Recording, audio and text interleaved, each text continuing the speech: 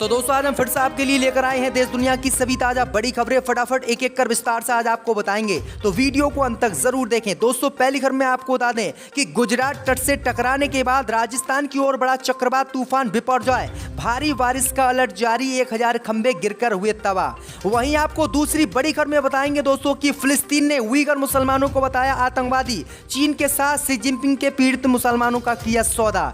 वहीं तीसरी अगली बड़ी खबर में बताएंगे दोस्तों कि 145 करोड़ के नए मामले में फंसे आजम खान, बीजेपी विधायक ने लगाया भ्रष्टाचार का आरोप, सीएम योगी से कर दी शिकायत। वहीं आपको अगली बड़ी खबर में बताएंगे दोस्तों कि मिका सिंह को हाई कोर्ट से मिली राहत, राखी सावंत का किस लेने से जुड़ा मामला कोर्ट ने किया खारिज। वहीं आपको बताएंगे दोस्तों कि बीजेपी के मंत्री ने खुलेआम पत्रकार को दी गाली, वायरल हुआ वीडियो तो अखिलेश यादव ने योगी सरकार पर कसा तंज। वहीं आपको बताएंगे दोस्तों कि पहलवानों ने बीजेपी पर लगाया आरोप, कहा चार्जशीट है कमजोर, केंद्र सरकार के दबाव में बीजेपी सांसद की सुरक्षा कर रही है दिल्ली पुलिस। पहलवान बोले फिर से करेंगे विरोध प्रदर्शन तेज। तो दोस्तों सभी खबरों को आपको एक एक कर बताने वाले हैं। वीडियो को लाइक करके चैनल को सब्सक्राइब कर दें और हमें कमेंट करके बताएं कि आप किस जिले किस राज्य से हमारी खबरों को देख रहे हैं। इसी बीच पर तो दोस्तों अगली खबर की ओर, तो गुजरात तट से टकराने के बाद राजस्थान की ओर बड़ा चक्रवात तूफान बिपरजॉय, भारी बारिश का अलर्ट।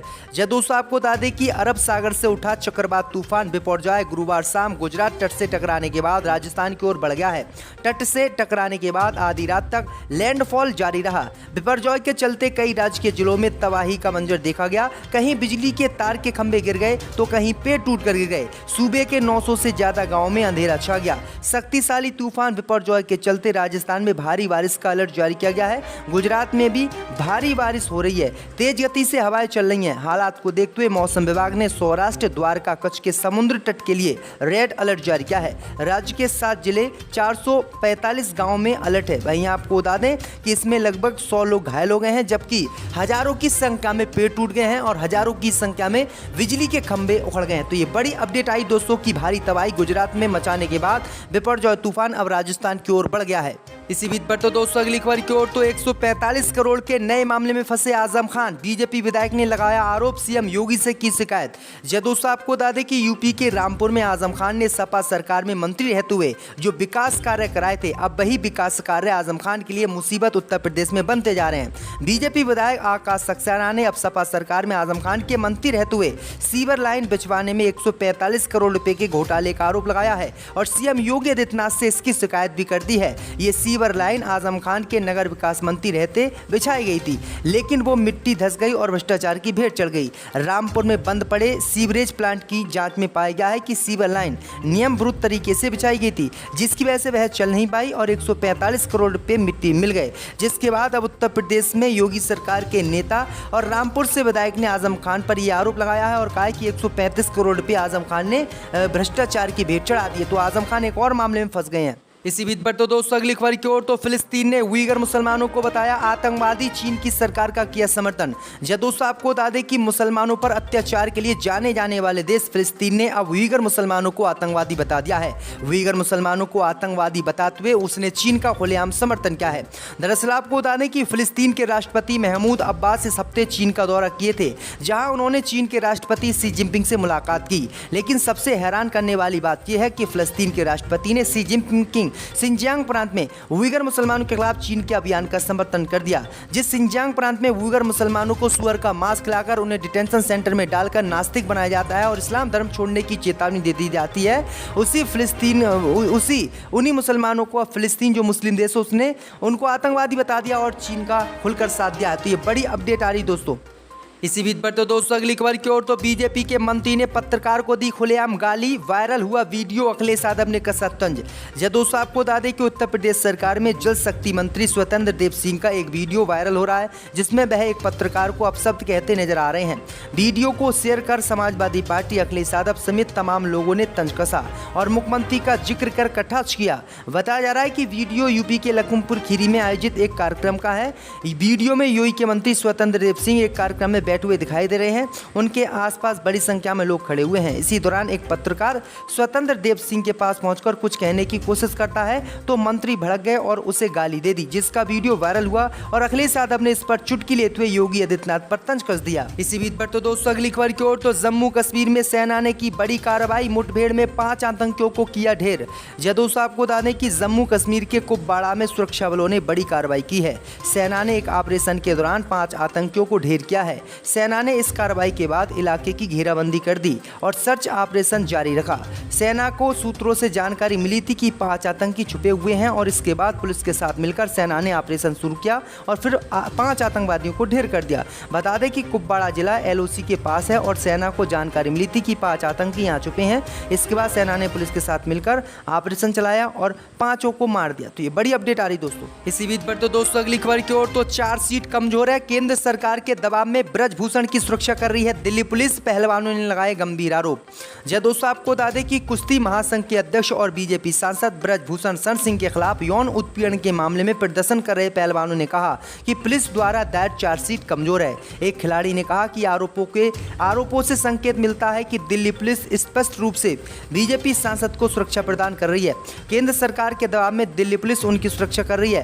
पहलवानों ने कहा है कि ब्रजभूषण के खिलाफ मुख्य मामला नाबालिग पहलवान द्वारा लगाया गया था, जिसके पिता ने कहा कि उसने दबाव में दूसरा बयान दर्ज कराया था। उन्होंने कहा कि इस मामले में दिल्ली पुलिस ने अदालत में 552 पन्नों की रद्द करने की रिपोर्ट दायर की है, जिसमें कहा गया है कि पॉक्सो अधिनियम के तहत ब्रजभूषण सिंह के खिलाफ कोई पुष्टिकारक साक्ष्य नहीं मिला है। तो ये बड़ी अपडेट आ रही दोस्तों।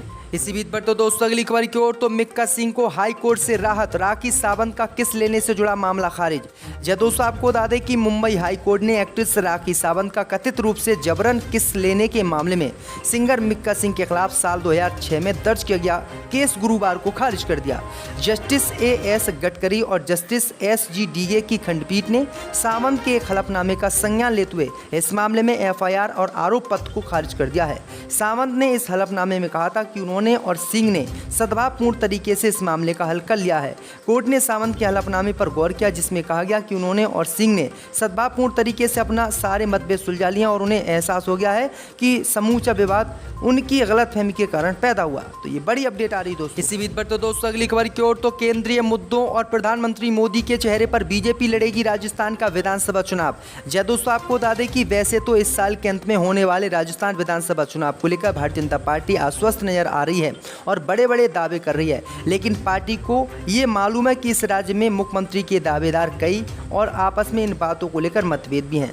वहीं अभी खबर सामने निकल कर आई दोस्तों कि राजस्थान में इस साल के अंत में विधानसभा के चुनाव होने वाले हैं, जिसे लेकर कांग्रेस पार्टी और बीजेपी में दरारें मौजूद है। इस बीच खबर सामने निकल कर आई दोस्तों कि बीजेपी नेताओं ने बताया है कि राजस्थान में बीजेपी केंद्रीय मुद्दों और प्रधानमंत्री मोदी के चेहरे पर विधानसभा का चुनाव लड़ेगी, क्योंकि वहां पर मुख्यमंत्री के 2 बीजेपी के जो चेहरे हैं उनमें आपस में काफी झगड़ा चल रहा है। इसी बीच पर तो दोस्तों अगली खबर की ओर तो बरेलवी मौलानाओं की पहल, मस्जिदों का इबादत के अलावा सामाजिक कार्य के लिए भी हो उपयोग।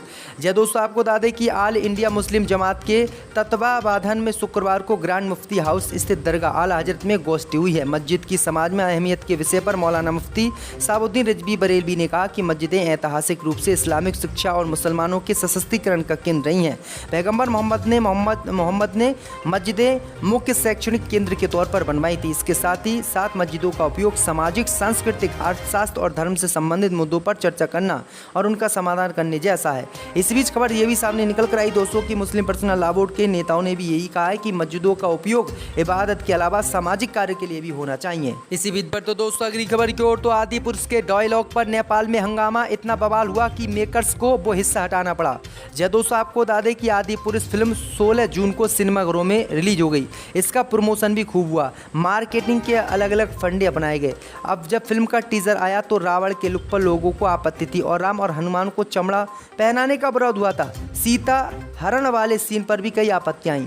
अब ये सब भारत में हो रहा था। 15 जून को मामला नेपाल तक पहुंच गया। ऐसी नौबत आ गई कि फिल्म का वहां रिलीज न होना, ये सब हो रहा था। एक डायलॉग और मां सीता के जन्म स्थान को लेकर कई बार मेकर्स को इस फिल्म को सुधार करना पड़ा। इस बीच खबर सामने निकल कर आई दोस्तों कि ट्रेलर में एक डायलॉग है जिसमें सीता को भारत की बेटी बताया गया है। इस पर नेपाल ने आपत्ति जताई है और कहा है कि इस फिल्म में ये पूरा बदलाव होना चाहिए, यानी मेकर्स को इसके बाद ये डायलॉग की हटाना पड़ा है और ये डायलॉग बीजेपी सरकार के कहने पर लाया गया था। लेकिन सीता जो है वो नेपाल की बेटी थी, और लेकिन जो ट्रेलर था और जो टीज़र था उसमें भारत की बेटी दिखाई गई थी, जिसका नेपाल ने विरोध किया। और विरोध इतना बड़ा कि आदि पुरुष फिल्म के जो मेकर्स थे उनको ये डायलॉग हटाना पड़ा। उसके बाद ही नेपाल में ये फिल्म रिलीज हुई है। उसके फोटो लगाते हैं, वो तो ये समझ रहे हैं बेवकूफ़ लोग हैं, भोले भाले लोगों को बेवकूफ़ समझ रहे हैं। उन्होंने ये फ़ोटो लगवा दिया। हो सकता कल को ताजमहल का लगवा दें कि उत्तर प्रदेश की सरकार ने बनाया है इसे, इनका क्या भरोसा।